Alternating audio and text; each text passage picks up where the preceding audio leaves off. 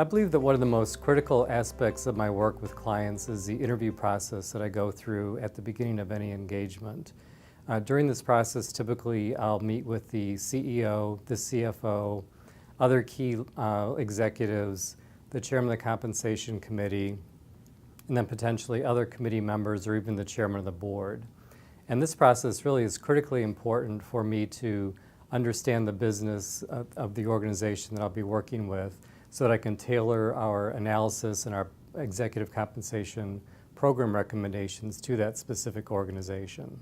In terms of customization, there are a number of different areas that we look at in making sure that the programs are tailored to the organization. So we look at the organization's business strategy, its executive talent requirements, the industry of the organization, the size, the ownership status, whether it's for-profit or not-for-profit, and the business life cycle that it's in at the present time. So in terms of the business strategy, what we really want to understand there are what are the value drivers of that particular organization.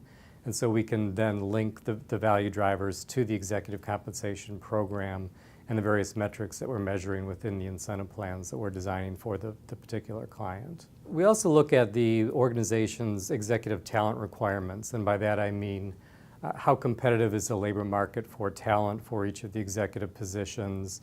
Who are they competing with for talent? And we want to focus more on the performance of the executives, retention of the executives, or a balance between the two.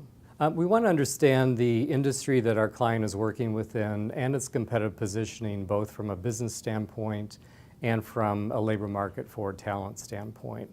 So in terms of the business standpoint, we want to understand if they're a market leader, if they're a niche player, if they're trying to grow their position in the marketplace, or if they already have a pretty dominant position. That helps us to kind of understand how to position their executive compensation program within that industry. So to summarize, there are a number of very specific factors that we need to take into consideration so that we can tailor our executive compensation program recommendations to the specific organization that we're working with.